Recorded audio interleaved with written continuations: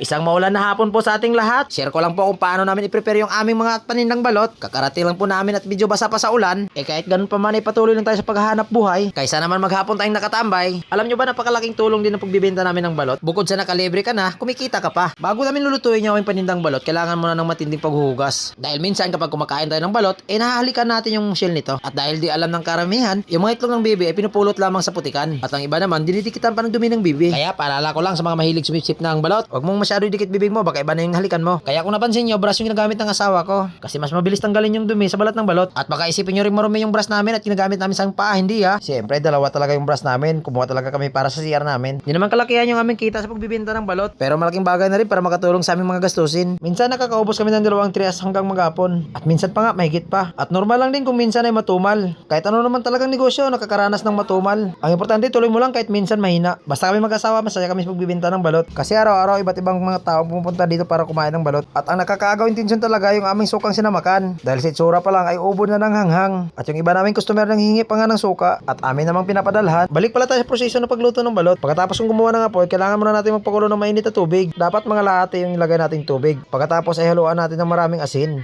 Hindi masyadong marami, yung katamtaman lang pala kasi baka masobrahan at baka sobrang alat na. At pag ready na yung ating apoy, ilagay mo na yung malaking kaldero na may laman na tubig. At pag kumulo na, saka mo na ilagay yung malinis mong balot. At syempre, pag nalagay mo na yung malinis na balot, kailangan mo na yung orasan. 30 minutes pala yung siniset up namin para check namin na yun ay luto na.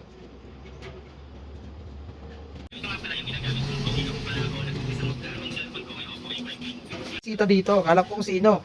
Yung pala si Insan ko. Hay ka nga dito, Insan. Ay, hindi mo papatalo yung anak ko. Yung anak ko napakasipag, nagwawali sa loob ng tindahan. Magkaya ka nga dito. Iyan, galing. Ayan, nagkumpra na rin ako ng mga inumin para paris ng ating balutin. So, ano pang inaantay nyo? Punta na kayo dito.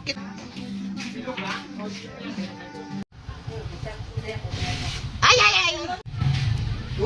More.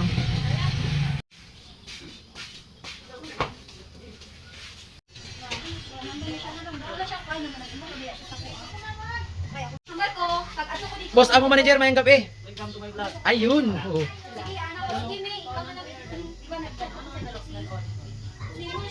Balot ang balot. Ibalot mo, balutin mo ba? Amat mga suki. Balik-balik. Kumusta ang lasa ng balot, M? Anong nice? Anong nice? Oh, sino nag-libre? Shout out mo yan. Ayun, nag-ibig pa. Nag-ibig ka naman, nag-imot-imot malay ka. Love life na po, di ba? Susa. Nilak man. Kevin Soy? Hindi ako, grabe. Oh, no Kevin Soy. Date, ana. Parehas na.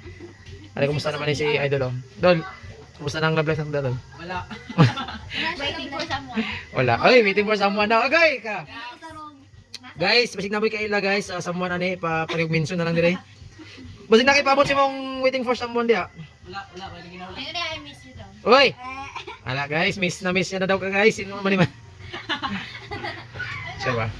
So, yun. May pabol na 2 piraso. 3 na lang din. Arabe. Ito guys, last customer po namin si Apano. Meron pa naiwan. Yung naiwan sa aming munting balot, mga ilang piraso na lang. So, yung sa kabilang box guys is ubos na no. So, may naiwan pa dito sa isang lalagyan.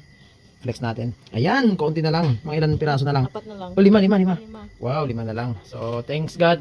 Sa 2 tray, may 5 na lang yung natira. So, alams na. Pag maubos yung 5 guys, automatic, mayroon na po kaming